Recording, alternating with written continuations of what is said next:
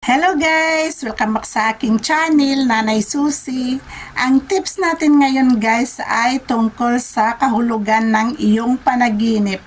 Nanaginip na ba kayo ng isang ahas sa inyong panaginip? At bago natin ipagpatuloy guys ang panaginip natin about sa ahas o snake ay kung hindi ka pa nakapag-subscribe guys ay pindot muna ang subscribe at like at pakipindot na rin ng bell button sa baba para updated kayo sa lahat ng tips na i-upload ko.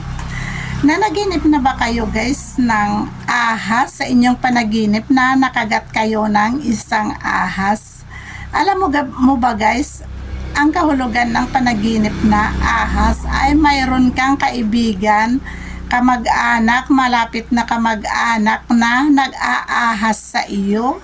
Ang ibig sabihin guys ng isang ahas ay mayroong nagtataksil sa iyo guys na isang kaibigan, kamag-anak, malapit na kamag-anak o ang iyong asawa. Ang ibig sabihin guys na nagtataksil ay mayroon siyang masamang ginagawa sa iyong likuran guys, na halimbawa ikaw ay nanaginip ng ahas, na kinagat ka ng ahas, ang ibig sabihin noon guys ay minamasama ka na ng iyong kaibigan sa ibang tao. Inaahas ka niya guys na nasa harap ay mabuti siya sa iyo, pero pagtalikod mo guys ay sinisiraan ka na, kinakagat ka na niya guys ng patalikod. Yan ang kahulugan ng ating panaginip na ahas.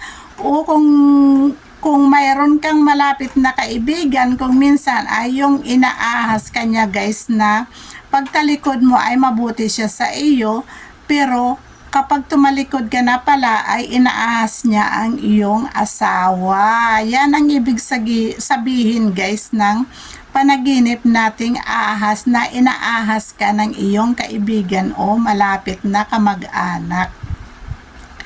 Ang ibig sabihin ng panaginip na ahas guys ay bad iyan guys, dahil nga ay inaahas ka ng malapit sa iyo. Kaya kapag nanaginip ng isang ahas sa panaginip guys ay kailangan mo itong ikagat sa iyong unan o sa kahoy at sabihin na ang lahat ng masama kong panaginip ay diyan ka pupunta sa unan o sa kahoy na kinagat mo. Yon ang sasabihin mo guys para maiwasan ang mga masamang pangyayari tungkol sa panaginip na ahas. Yan ang ibig sabihin ng panaginip na ahas guys. Kaya kapag naginip ka guys ng ahas ay kailangan mong paghandaan ito na mayroong mga chismis na tungkol sa iyo, o kaya mayroon kang isang kaibigan na nag-aahas sa iyo. O sige guys, yan lang guys. At sa mga hindi pa nakapag-subscribe ay pakipindot na rin ng ating subscribe at like, at pakipindot na rin ng bell button sa baba para updated kayo sa lahat ng mga tips na i-upload ko. O sige guys, yan lang. Maraming salamat!